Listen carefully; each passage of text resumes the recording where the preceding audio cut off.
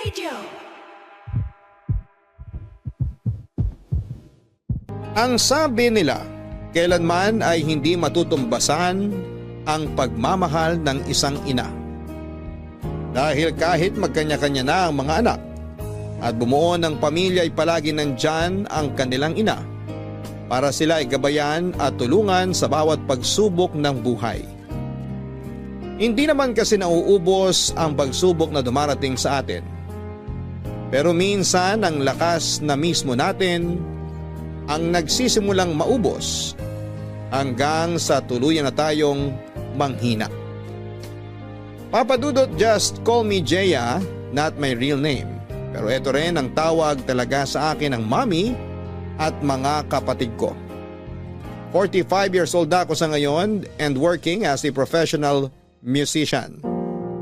Dati akong miyembro ng isang kilalang banda pero ngayon ay nakafocus na ako sa paggawa ng mga kanta para sa iba't ibang singer. Matagal ko na ring libangan ang pakikinig ng programa ninyong Barangay Love Stories. Actually, isang programa ninyo sa mga nagiging inspirasyon ko sa pagsulat ng kanta. Yung mga kwento na ini-air ninyo na hango sa totoong buhay ng mga taong nakikinig. Bunso nga pala ako sa 3 magkakapatid. Panganay si Ate Marla at pangalawa naman si Kuya Marlo.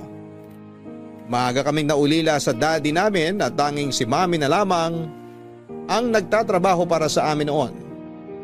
Principal siya sa isang public school at naitaguyod niya ang pag-aaral namin hanggang sa makatungtong na ako sa kolehiyo. Nursing ang kurso na kinuha ko at nagpa-part-time job ako bilang singer sa isang restaurant na malapit lang sa bahay namin, Papa Dudut.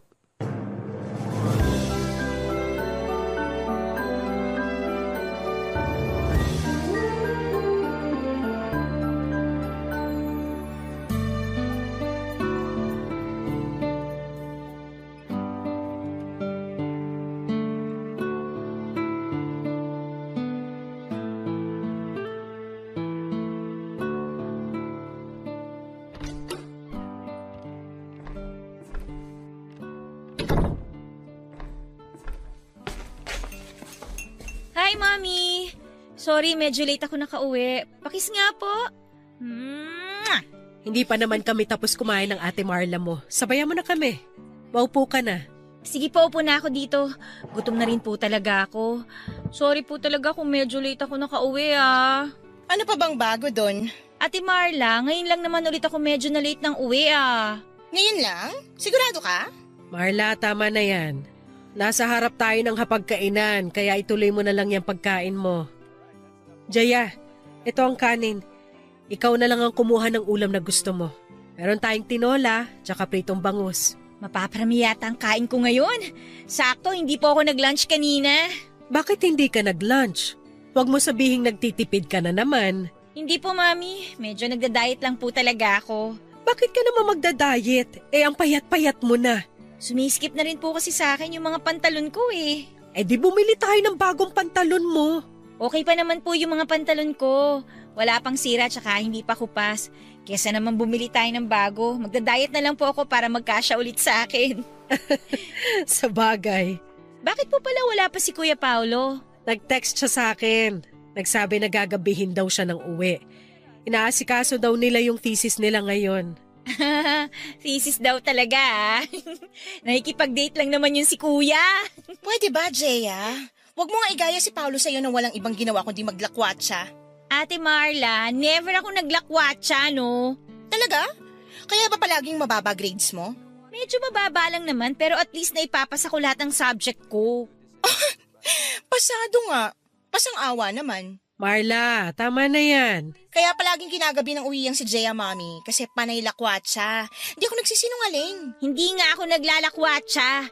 Rumarakit lang ako at alam ni Mami yon. Kasama ba sa racket mo na yan ang pag-inom ng alak at paninigarilyo? Ha? Ano bang pinagsasabi mo, ate?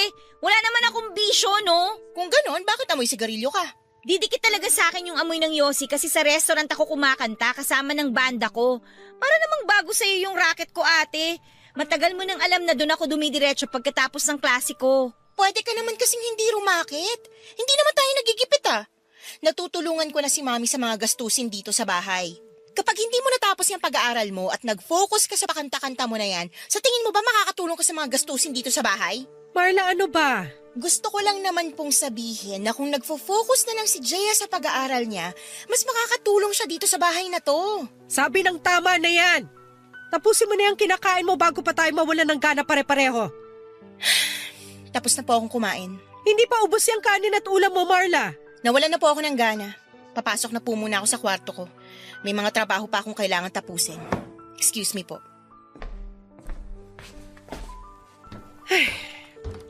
Pagpasensyahan mo na lang muna ang ate mo. Pagod lang yun sa trabaho. Kahit naman po hindi siya pagod sa trabaho, alam ko naman na disappointed siya sa akin. Hindi disappointed sa iyong ate mo. Nagkataon lang na magkaiba kayo ng hilig sa buhay. Ganun naman talaga yun, di ba? Hindi tayo pare-pareho ng hilig kaya may mga bagay tayong hindi pinagkakasunduan. Basta, palagi akong proud sa lahat ng ginagawa mo. Maniwala ka.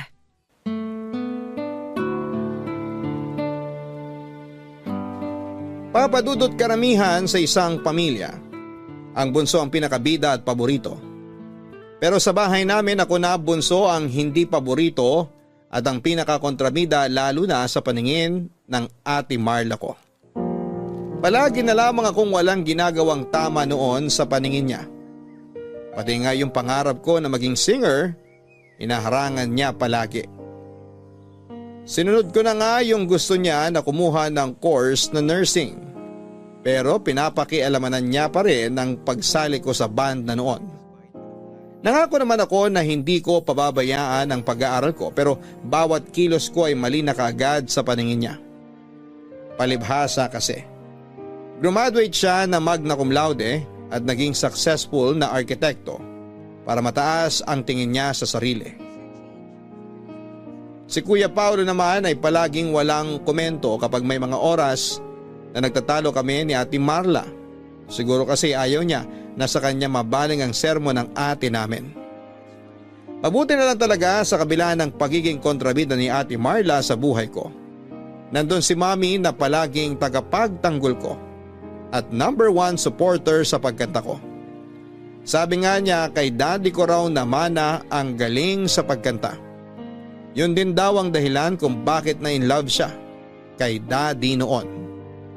Dahil sa ganda ng boses nito at sa tuwing narinig niya akong kumanta, naaalala niya lagi sa akin si daddy. Kaya naman sinusuportahan niya talaga ang pagkanta ko. Lalo na noong nagdesisyon ako na huminto na sa pag-aaral at mag-focus na lamang sa pagkanta. Kasunod noon ay ang pag-alis sa bahay namin para tumira sa isang apartment kasama ang kabanda ko.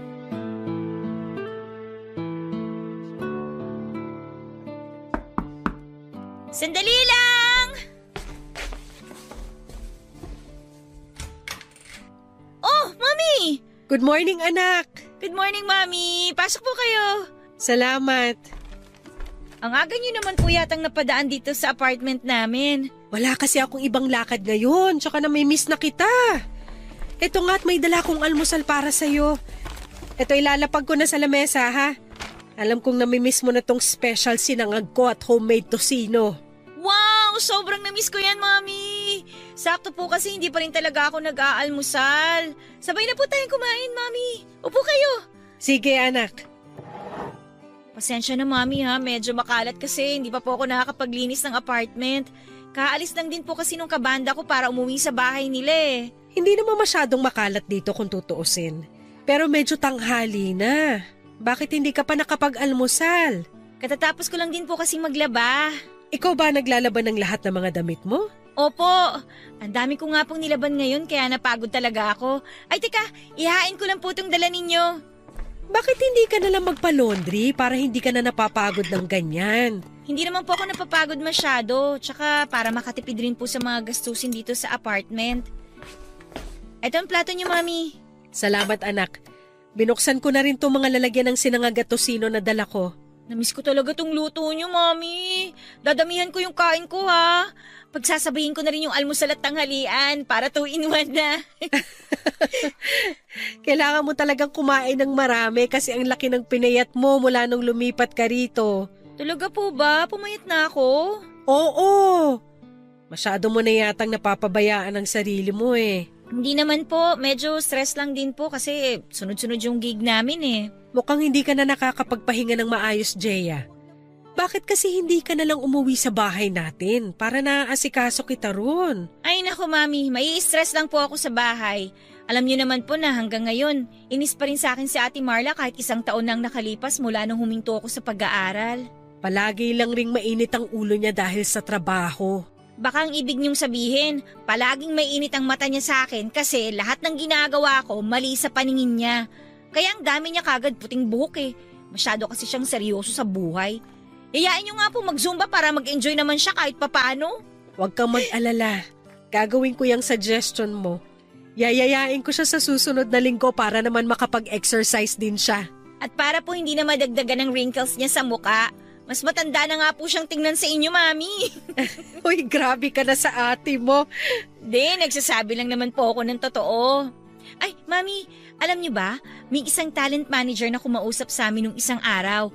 Balak niya raw pong ilakad kami sa isang sikat na recording company. Talaga?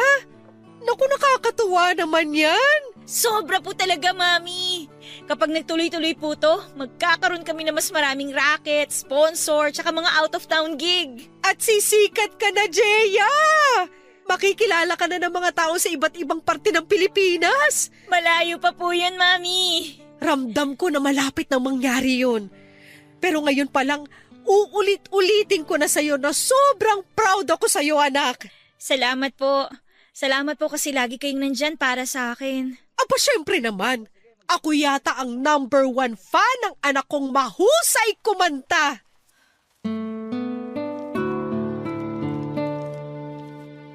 Papadudot na sa 3rd year college na ako nang magdesisyon akong huminto sa pag-aaral. Galit na galit si Ate Marla na parabang siya na ang nagpapaaral sa akin. Ang sabi niya ay dapat daw ay hindi ko sinasayang ang buhay ko sa pagbabanda dahil wala naman daw yung patutunguhan. Pero nang mga panahon na yon, desidido na talaga ako kasi hindi na talaga ako nag-i-enjoy na mag-aral lalo na sa kursong hindi ko naman gusto.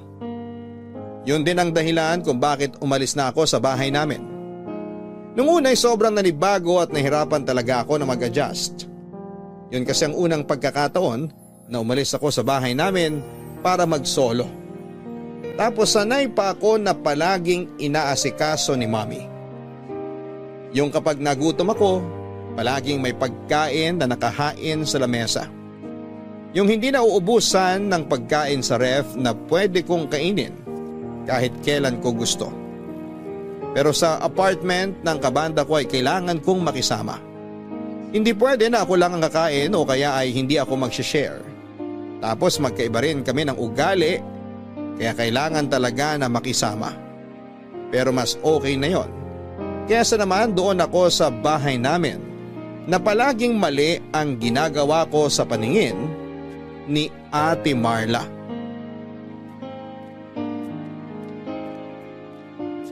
Papadudot nang pumirma kami ng kontrata sa isang recording company, nagsimulang dumami ang racket namin ng banda ko. Hindi naman kami sobrang sikat pero na-experience namin ang lumabas ng ilang beses sa mga sikat na TV show. Halos nalibot na rin namin ang buong Pilipinas at nagkaroon din kami ng chance na makatugtog sa ibang bansa. Halos may kanya-kanya na rin kaming buhay noon ng mga kapatid ko. Ang kuya Paulo ko ay may asawa at anak na kaya nakabukod na ng bahay. Si Ate Marla, engaged na noon sa long-time boyfriend niya at madalas na doon tumutuloy sa bahay nito na malapit sa pinagtatrabahuhan niya. Si Mommy naman ay nag-retire na sa pagiging principal niya sa public school. Kaya madalas na nasa bahay na lamang siya. Naging mga busy na talaga kami noon lalo na sa pagkayod para sa mga sarili namin. Hindi naman kami naghihirap, papadudot, pero siguro may gusto lang kaming patunayan sa mga sarili namin. na kaya naming mabuhay nang hindi umaasa sa ibang tao. Kaya naman papadudod sa ilang taon na lumipas ay masasabi ko na halos umikot ang mundo namin nang magkakalayo sa bawat isa.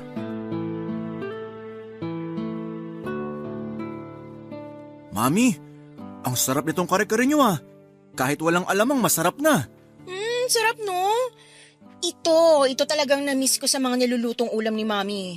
Pero wala pa rin tatalo sa dinakdakan niya na sobrang paborito ko. Ate, lahat naman yata ng luto ni Mami paborito mo eh. Lahat naman kasi ng niluluto niya masarap. Ayan, namimiss niyo ang luto ko pero ako hindi masyado. Siyempre kasama na kayo doon. Kayo at ang luto niyo ang palagi naming namimiss dito sa bahay.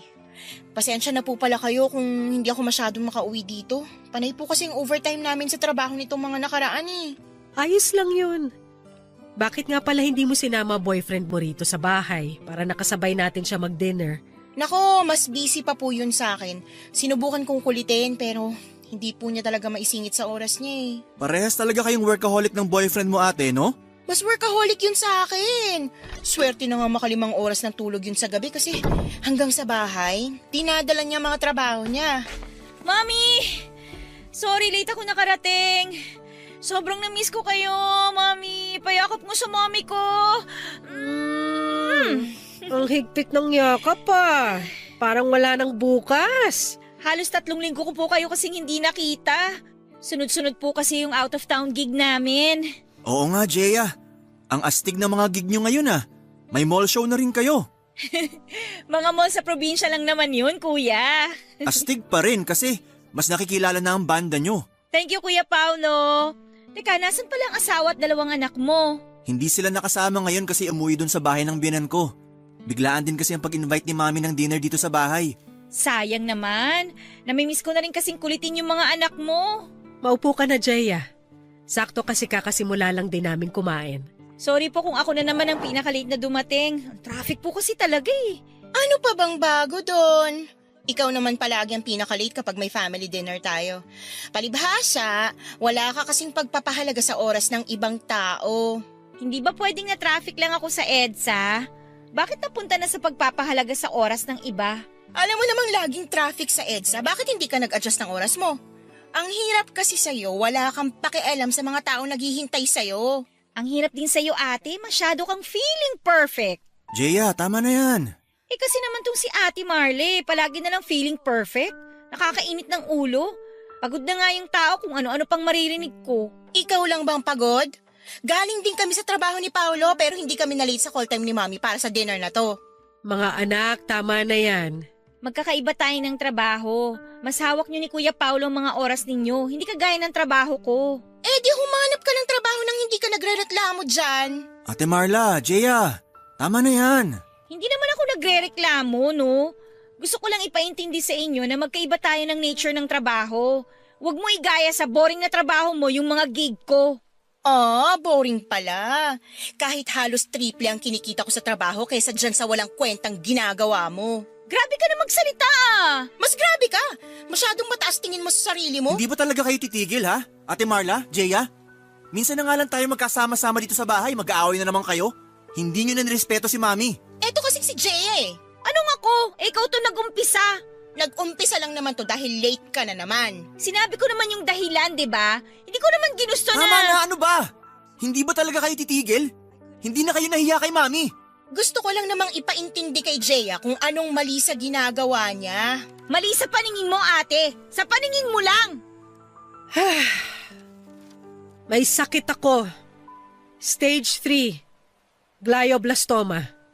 Isang uri yun ng brain cancer. At yun ang dahilan kung bakit inimbita ko kayo rito sa bahay para magkasama-sama tayong 4. Kaya sana, ibigay nyo na sa akin ang oras na to para magkaroon tayo ng masaya at matiwasay na hapunan.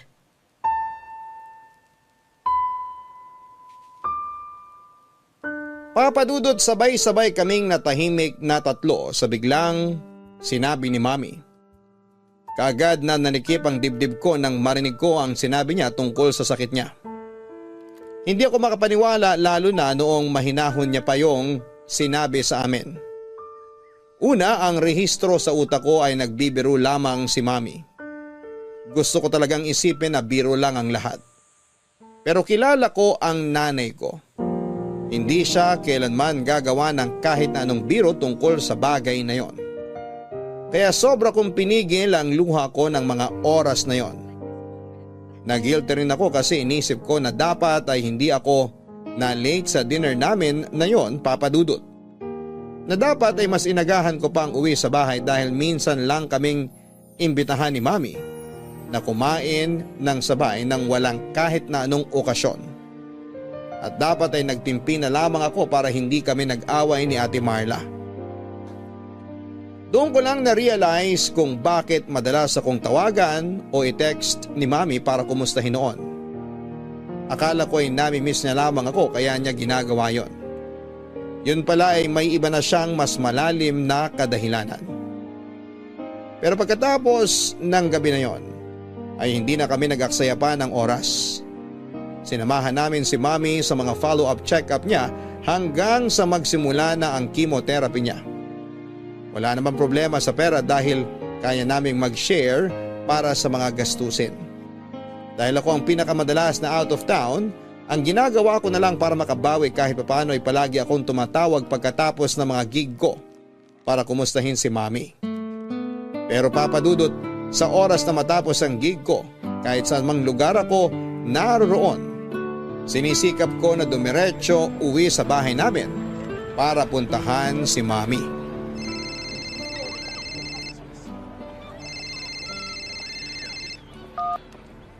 Hello, kuya. Jaya, tumatawag ka ba kanina? Nakita ko kasi na may missed call ka sa phone ko. Oo, kuya. Tumawag ako kasi pauwi ako ng bahay. Itatanong ko sana kanina kung anong gusto ni Mami na merienda. Pero nung hindi ka sumasagot, bumili na lang ako ng ginataang bilo-bilo. Sakto. Favorite ni Mami yan. Oo nga, kaya nga nung nakita ko, bumili kaagad ako. Uy, kuya, kasama mo ba mga bata dyan sa bahay? Nako, wala ako sa bahay, Jaya. Akala ko nasa bahay kayo ngayon. Nabanggit mo kasi na matutulog kayo kagabi sa bahay para may kasama si Mami doon, di ba? Umalis din kami pagkatapos namin mag-dinner. Maaga kasi ang schedule ng dentist itong mga bata, kaya hindi na kami natulog doon sa bahay. Sabi naman ni Mami okay lang daw kahit umuwi na kami ng mga bata. Naku, kung alam ko lang na hindi kayo matutulog doon, sana pala pinilit kong umuwi kagabi. Si Ate Marla ba, sinamahan si Mami kagabi? Hindi ko sure eh, pero baka naman maaga siyang umuwi kanina. Kung hindi lang magkakasunod yung mga gig namin, masasamahan ko sana ng mas matagal si Mami eh. Kahit ako na lang para hindi na rin kayo maobliga tsaka hindi na maabala mga sked nyo. Pasensya na kasi kinailangan talaga naming umalis ng bahay kagabi kasi kasama ko ang mga bata. Jaya, kailangan ko na palang ibaba tong tawag kasi paalis na rin kami ng mall ng misis ko at mga anak namin. O sige kuya, nasa tapat na rin naman ako ng gate ng bahay natin. Papasok na rin ako sa loob. Mag-ingat kayo ha. Bye! Sana nasa loob ng bahay si Ate Marla para naman may kasama si Mami. Mami! Nandito na ako! Jaya, nandito ako sa kusina. May dala akong ginataang bilo-bilo. Lagay ko na dito sa lamesa ha. Mami, anong ginagawa nyo? Naglilinis ako ng lababo pero patapos na rin naman ako rito. Magbabanlaw na nga sana ako ng mga kamay nang dumating ka. Pero bakit kayang gumagawa niyan? Sino ba ang dapat na gumawa nito? Wala naman akong kasambahay dito. Ayaw nyo naman po kasing ikuha namin kayo ng kasambahay na makakasama dito sa bahay eh. Hindi ko rin naman kailangan pa ng ibang tao na makakasama rito. Nasaan po ba si Ate Marla? Di man lang kayo tinutulungan sa paglilinis sa lababo. Sa Lunes pa raw siya makakauwi dito sa bahay. Kasi nasa Batangas siya hanggang Linggo para sa seminar nila sa trabaho. Sana po hinintay nyo na lang ako para ako na po ang gumawa niyan. Anak, alam kong may sakit ako pero hindi ako baldado. Naigagalaw ko pa lahat ng parte ng katawan ko. Kaya hindi mo kailangan na mag-alala sa akin ng ganyan. Ayoko lang po kasi na masyado kayo napapagod, Mami. Tsaka madalas ba talaga na wala kayong kasama dito sa bahay? Medyo. Kasi syempre, busy na rin ang Kuya Paolo mo sa pamilya niya. Si Marla naman, kakapromote lang sa trabaho kaya hinahayaan ko na lang din na hindi muna umuwi dito sa bahay. Nahihirapan kasi siya sa biyahe. Kapag dito pa siya nanggagaling, papunta sa opisina niya. Pero ayos lang naman ako, anak. Huwag mo ako masyadong alalahanin. Ay, hindi na po talaga ako masyadong mag-aalala sa inyong mula ngayon, Mami. Kasi uuwi na po ulit ako dito sa bahay natin. Dito na po ulit ako titira. Para kahit naman papano, tuwing wala akong trabaho, may kasama kayo dito.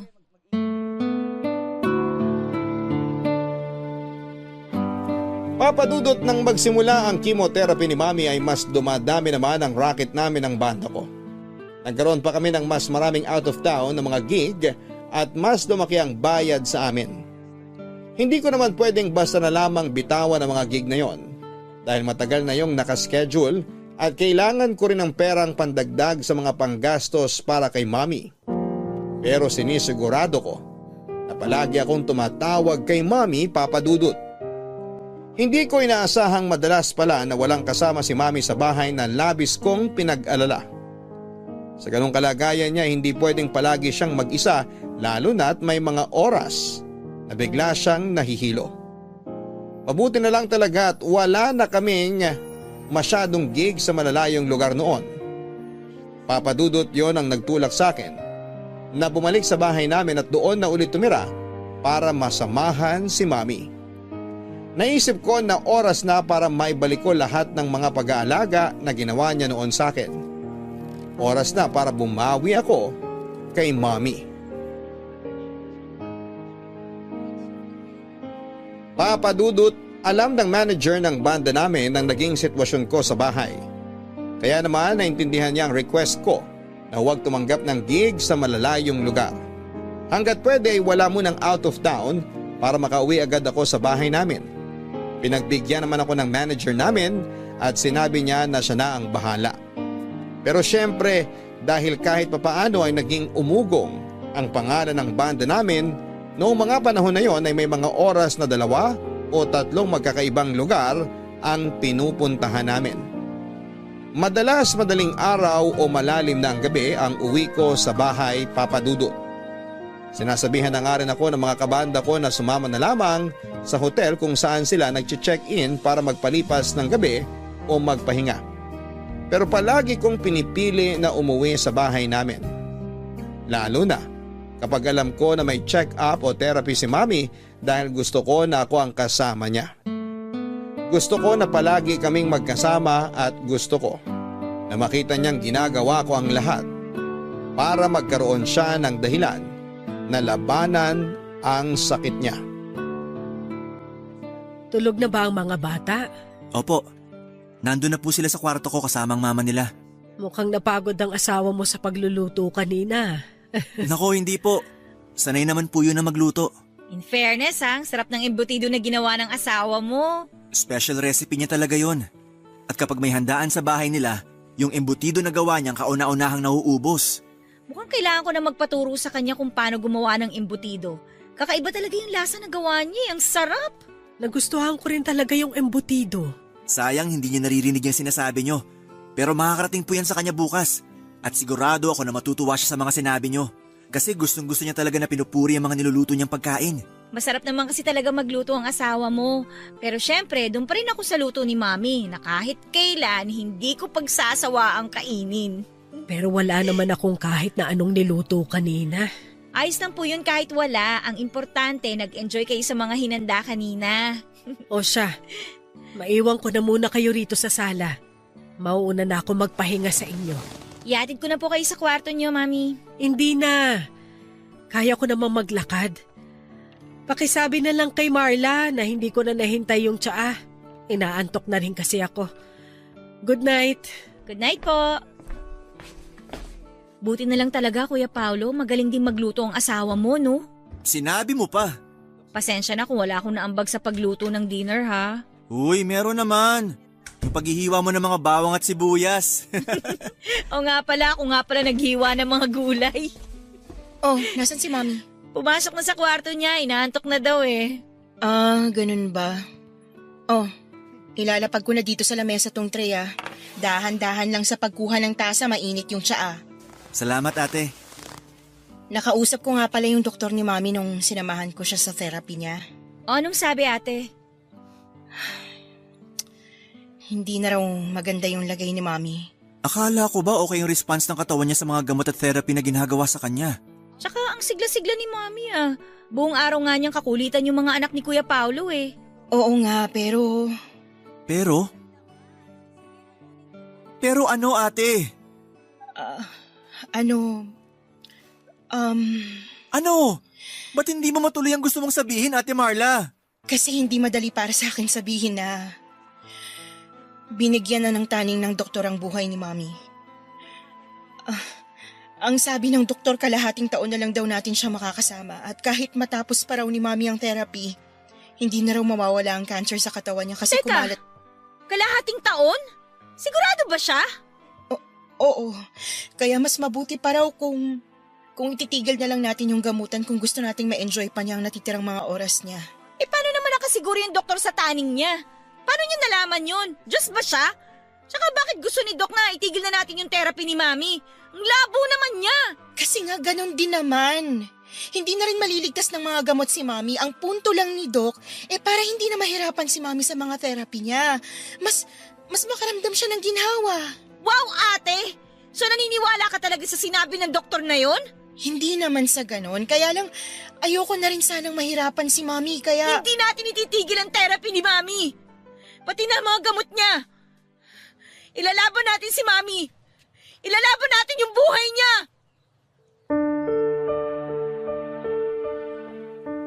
Papadudod sa bawat therapy ni Mami ay never kong narinig sa kanya na nahihirapan na siya.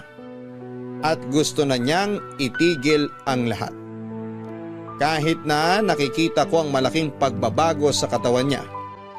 Hindi nawala ang ngiti sa mga labi niya sa tuwing magkakausap kaming dalawa. Malaki ang pinayat ng katawan ni Mami, nalagas na rin ang buhok niya. Umumpak ang muka at lumalim ang eye bags. Ayaw niya nga rin na mag-wig dahil mainit daw sa ulo kaya manipis na balaba lamang ang madalas niyang ginagamit. Ako rin yung madalas na kasama ni Mami sa mga therapy pero si Ate Marla ang madalas na kausap ng doktor niya. Mas maintindihan daw kasi ni Ate Marla ang sitwasyon dahil mas matalino siya sa akin.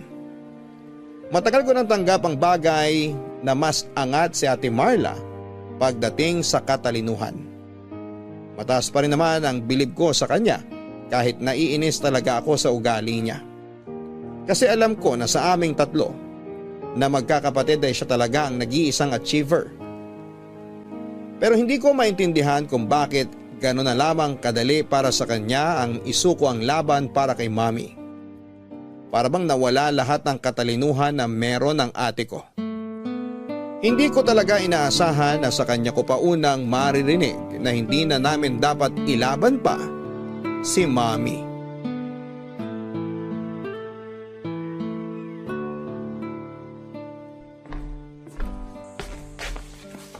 Mami, ano pong gusto niyong merienda? Hindi pa naman ako nagugutom, anak. Sigurado po kayo? Oo, busog pa naman ako. Naparami ang kain ko kaninang tanghalian natin. Nakakatuwa nga po, ang dami niyong nakain kanina. Sabihan niyo lang ako kung anong gusto niyong kainin mamaya pag nagutom kayo, ha? Sige, sabihan kita agad. Ano po palang ginagawa niyo? Halika, Jeya. Tabihan mo ako dito sa sofa. Samahan mo ako na tignan ng mga to. Ano po ba yan, Mami? Nakita ko kasi sa kwarto kanina tong maliit na photo album. Sobrang luma na yan, Mami, Oo, field trip pa to ng mga kapatid mo. Noong nasa elementary sila. Sinama ka namin. Ay, naalala ko po tong isang picture na to, Mami. Yan, yung nasa butterfly garden tayo. Oo nga po. Tapos, palagi akong sinusundan ng mga paru-paro. Kayong dalawa ng Kuya Paulo mo ang palaging sinusundan ng mga paru-paro nung nandun tayo. Nung una nga po natatakot ako pero nung matitigan ko yung paru-paro, ang gaganda po pala talaga nila. Lalo na yung mga kulay, ang titingkad. Tignan mo tong picture na to, oh. Kuhang-kuha ang pagkamangha nyo sa mga paru-parong nakadapo sa mga kamay nyo ni Paulo. Tuwang-tuwa ako na kunan kayo ng mga picture noon. May picture din po tayo ditong 4 na magkakasama. Ang ganda po ng mga ngiti natin dyan, oh. Mukha tayong masaya lahat sa picture na yan. Kahit 6 na buwan pa lang ang nakakalipas mula nang mawala ang daddy mo. Oo nga po, Mami. Kaya wala na rin po ako masyadong maalala tungkol sa kanya. Alam mo, sa totoo lang, namimiss ko na ang daddy mo, anak. Sigurado nga matutuwa yung kapag nagkita na kami ulit. Mami, ano ba naman yung sinasabi nyo? Hindi pa po kayo magkikita ni Daddy. Matagal pa po namin kayo makakasama. Hindi ko naman sinabi na bukas na kami magkikita. Pero hindi pa po kayo pwedeng magkita ni Daddy. Naniniwala akong nagagaling pa kayo. Sa totoo lang, anak, minsan gusto ko na lang maging paro-paro. Gusto ko na maging malaya, kagaya ng mga paru-parong nandito sa litrato. Malaya sa lahat ng gulo dito sa mundo at sa sakit na meron ako ngayon. Akala ko po ba lalaban kayo para sa amin? Akala ko po lalaban kayo para sa akin. Yun naman ang ginagawa ko ngayon, anak. Lumalaban pa rin ako pero nahihiya na kasi ako sa inyo. Nararamdaman at nakikita ko kasi na napapagod na rin kayo sa pag-aalaga sa akin. Hindi kami napapagod, Mami. Wala napapagod sa amin. Ayoko nang maging pabigat sa inyo. Kahit kailan, hindi po kayo naging pabigat sa amin. Pero, Jeya, Basta po, Mami, lumaban po kayo. Please. Lumaban kayo kasi pilit kaming lumalaban para sa inyo. Lalo na po ako. Ayoko pong mawala kayo sa akin. Hindi ko kakayanin. Please, Mami, mag-promise kayo. Mag-promise kayo na magpapagaling kayo. promise, anak. Lalaban ako hanggat kaya ko.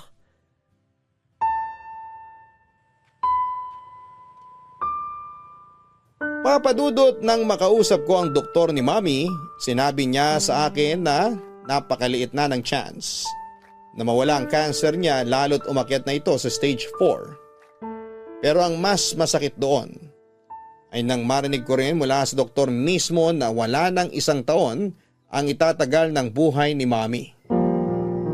Gusto kong magalit sa kanya ng mga panahon na yon dahil isip-isip ko ay wala siyang karapatan.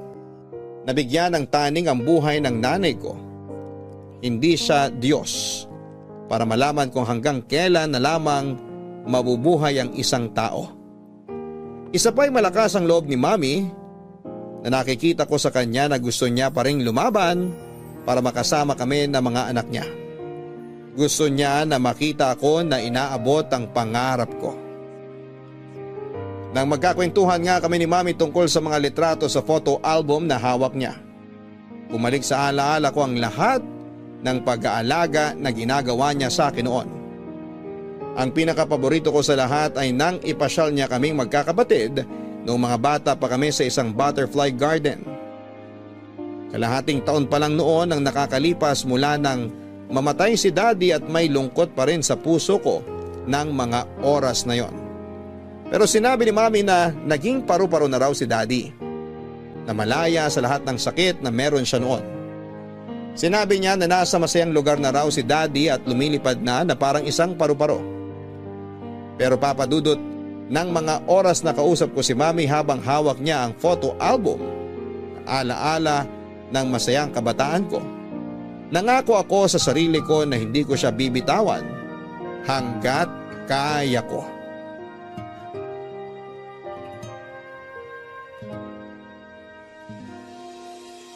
Papadudot, tuluyan ng kumalat ang cancer sa iba pang organs ni Mami kaya mas lalo nang lumiit ang napakaliit na chance na gumaling siya. Ang sabi nga ng doktor ay wala na talagang gamot o therapy ang makakapagpagaling sa sakit niya. Ayoko talagang maniwala kasi nakikita ko naman na malakas siya. Oo, malaki ang pinayat ng katawan ni Mami at hirap na siyang makalakad pero andun pa rin ang energy niya. Andun pa rin ang pag-asa niya, nagagaling siya at makakasama pa namin siya ng matagal. Ilang beses akong kinausap ni Ate Marla na itigil na namin ang mga gamot ni Mami at hayaan na lamang namin na maging masaya ang nalalabing araw ng buhay niya. Nagalit talaga ako kay Ate Marla kasi kahit siya ay parang tinaningan niya na rin ng buhay ng mami namin. Hindi ko maintindihan kung ano bang dahilan ng pag-iisip niya ng ganong bagay. Bakit parang napakadali lang sa kanya na isuko si Mami. Pero nanindigan ako sa desisyon na hindi namin ititigil ang pagpapainom ng natitirang gamot ni Mami. Hanggang isang araw ay biglang nanikip ang dibdib niya kaya kaagad namin siyang isinugod sa ospital. Na cardiac arrest na pala si Mami. Nailigtas ng mga doktor ang buhay ni Mami kaya lang ay na-comatose naman siya, Papa Dudut.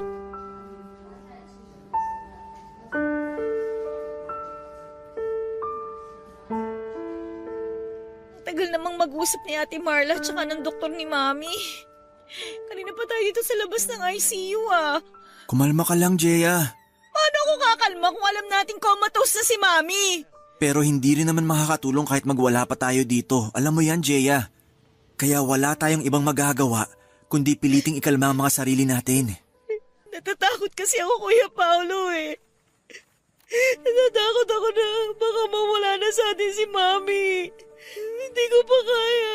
Ayoko pa. Hindi mangyayari yan, Jeya. Sabi ni Mami nung last dinner na magkakasama tayo, lalaban siya para sa atin ang mga apo niya.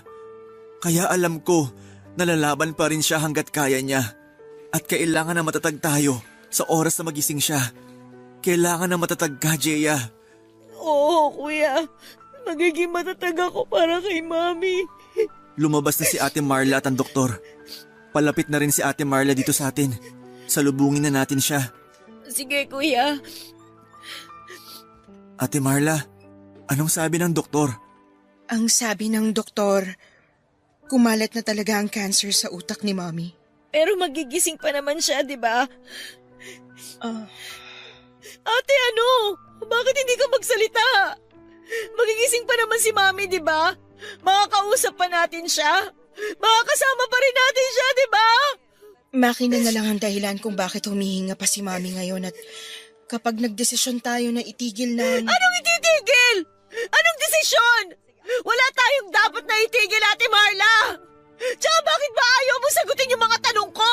Kasi alam ko namang alam mo na kung anong mga sagot sa tanong mo, Jeya. Sobrang liit na lang ng chance na magising si Mami. Pero may chance pa rin! May chance pa rin na magising pa rin si Mami!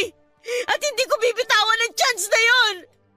Ate Marla, kung tungkol sa mga gastusin dito sa ospital, pwede naman natin pagtulong-tulungan yun, di ba? Kakayanin natin i-cover lahat ng gastusin dito! Tapos ano? Pahihirapan na naman natin si Mami. Si Mami ang nagsabi sa atin noon na gusto niyang lumaban para sa atin. Para mas makasama ba niya tayong lahat? Bakit ba palagi napakadali para sa'yo yung bitiwan siya, ha? Jeya, Ang tigas naman ang puso mo, Ate Marla! Parang hindi ka anak ni Mami para maisip mo na bitawan na lang siya basta-basta! Hindi rin madali sa akin ang lahat, Jeya. Palibasa ikaw, wala ka ng ibang inisip kundi ang sarili mo. Hindi mo ba nakikita kung gaano nahihirapan si Mami para lang lumaban ng dahil sa pangako niya sa atin? Jeya, ang payat-payat na ni Mami. Bago siya makumatos, nahihirapan na siya sa bawat pagkilos at paghinga niya. Pero tinitiis niya lahat dahil lahat kayo pinipilit na ipagpatuloy ang gamutan niya. Ate Marla. Kung ang tingin niyo sa akin matigas ang puso ko na wala akong kwentang anak at utang na loob, ayos lang. Kasi ang gusto ko lang naman, ma-enjoy pa sana ni Mami ang natitirang oras niya sa mundong to nang hindi siya masyadong nahihirapan. Pero wala sa inyong nakaisip nun dahil ang selfish niyong lahat. Pinahirapan niyo si Mami hanggang sa makumatos na siya. Papadudot, aaminin ko na nakakaramdam na rin ako ng pagod ng panahon na yon. Kasi pagkatapos ng mga gig namin ng banda ko, pinipilit ko talaga na umuwi ng bahay namin para makasama si Mami. Nakamotor din ako palagi para hindi ako masyadong mahirapan sa traffic pero mas pagod din ako sa pagdadrive noon. Maswerte na rin na magkaroon ako ng tulog o pahinga na mahigit sa 2 oras dahil kulang na lang ay hindi mawala si Mami sa paningin ko. Ang mga ngiti niya rin nasasalubong sa akin sa bahay ang nag-iisang dahilan kung bakit at paanong nababawasan ang pagod na nararamdaman ko. Hindi dahilan ng pagod na yon para bitawan ko siya, Papa Dudut. Kasi sa totoo lang ay para sa akin ay nagsisimula pa lang talaga noon ang career ko. Nagsisimula pa lamang ako sa pagbuo ng pangalan ko at gusto ko na makita ni Mami na hindi ako isang failed daughter. Na may narating din ako at hindi patapon ang buhay ko. Gusto kong makita niya kung gaano ka-successful ang bunso niyang anak. Gusto ko pang bumawi noon kay Mami kaya hindi ko siya susukuan. Hindi ako bibitaw hanggat nararamdaman kong lumalaban pa rin siya, Papa Dudut.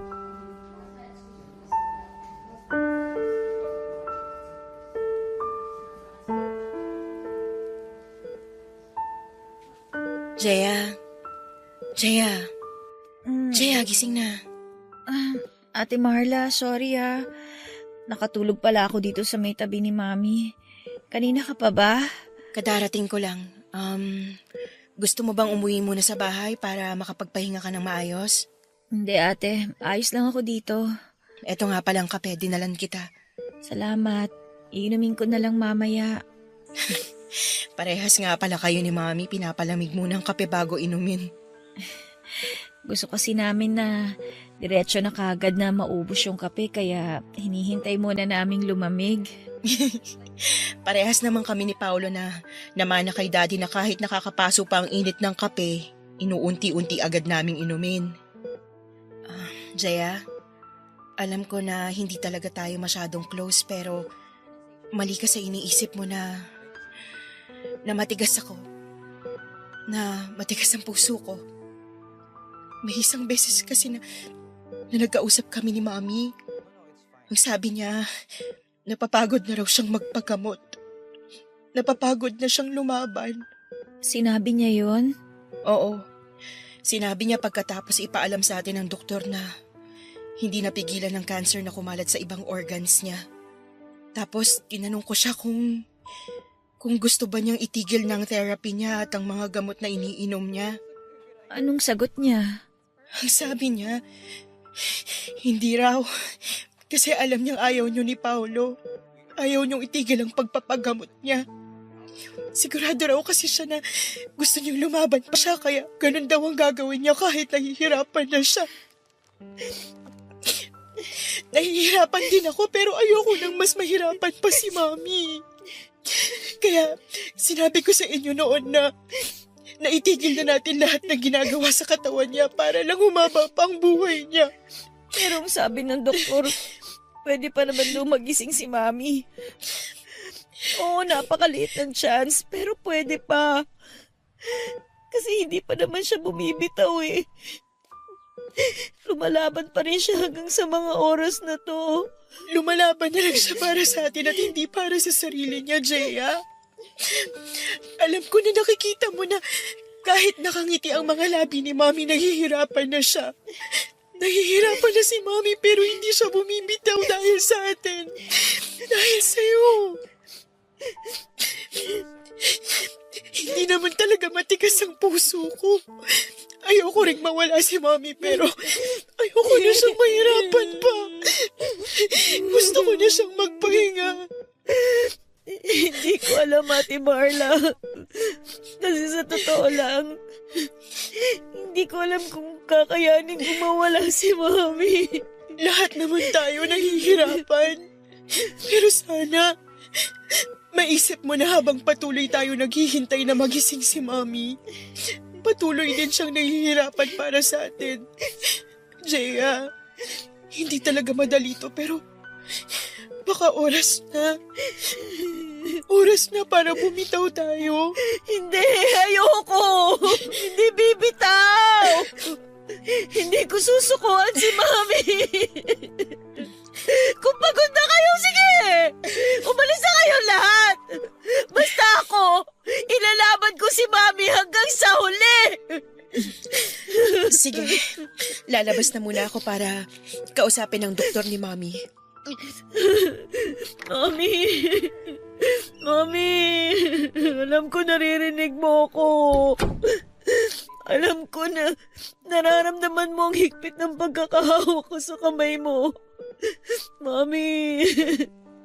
Sobrang miss na kita.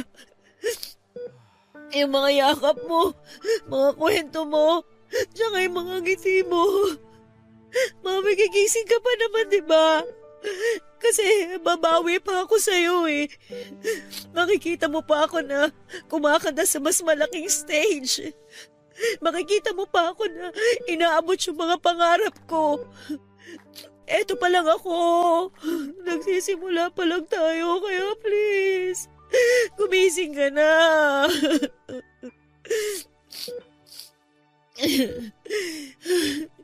Hindi ko alam kung maniniwala ba ako sa sinabi ni Ate Marla kanina.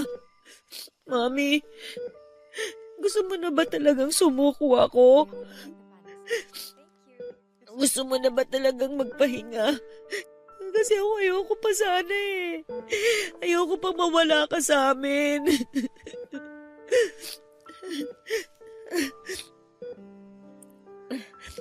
Paru-paro? Mami, tingnan mo. May paru-paro dito sa braso mo. Ang ganda ng kulay niya. Sigurado ako matutuwa ka sa kanya kasi...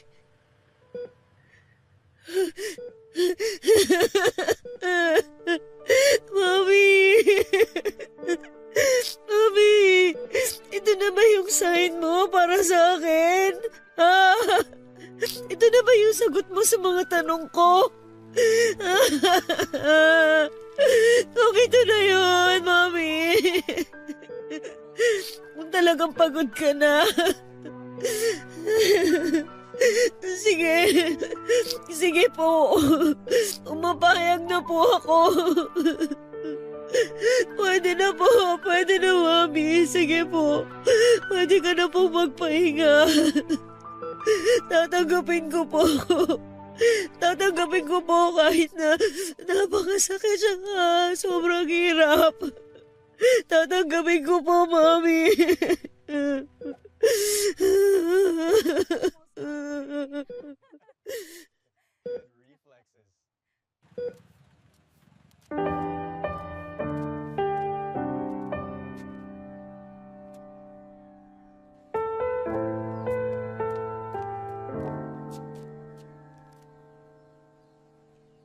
Papadudot, wala sa bukabularyo ko noon ang salitang pagsuko sa kalagayan ni Mami. Handa akong ubusin ang savings ko para lamang hintayin na magising siya. Naniniwala kasi ako noon na babalik siya, na magigising siya ulit at makakasama pa namin, kaya ayoko talagang bumitaw. Kahit parang ako na lamang talaga noon ang kumakapit at naniniwala sa bagay na yon. Handa pa rin ako na maging matatag at maghintay na gumaling siya. Pero nang makausap ko si Ate Marla at humingi siya ng sorry pagkatapos niyang magpaliwanag, nagsimula akong maguluhan sa nararamdaman ko. Inisip ko kung dapat ko pa ba talagang ipagpatuloy ang pakikipaglaban para mabuhay si Mami.